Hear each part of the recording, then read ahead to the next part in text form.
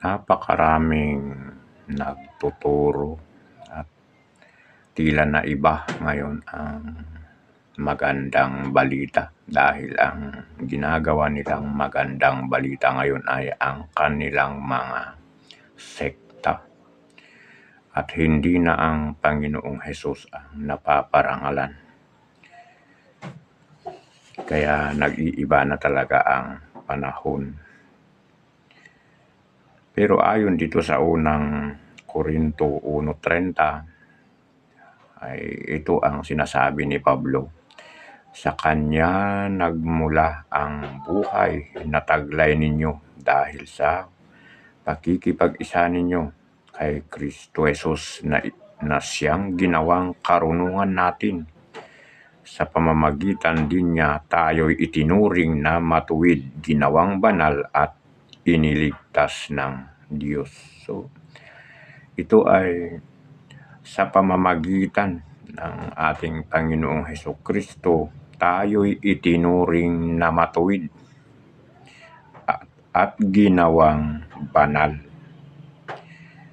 Pero iba ang ihip ng ipinapangaral ng karamihan sa ngayon. So, dahil dito sa Roma 8:30 ay ang mga pinili niya noon pang una ay kanyang tinawag at ang mga tinawag ay kanya ring pinawalang sala at ang pinawalang sala ay kanyang binahaginan ng kanyang kaluwalhatian. So, ang Diyos ang pumili, ang Diyos ang tumawag, ang Diyos ang nagpawalang sala at binahaginan niya ng kaluwalhatian. Pero iba na ngayon ang mga naririnig natin sa mga pangangaral ng karamihan. Dito sa 33 ng Kapitulo 8 ng Roma, sino ang makapaghaharap ng paratang laban sa mga hinirang ng Diyos?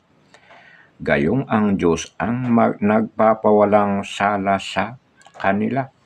So, sino? Kanino mo ididimanda ang mga hinirang ng Diyos na siya naman ang nagpawalang sala?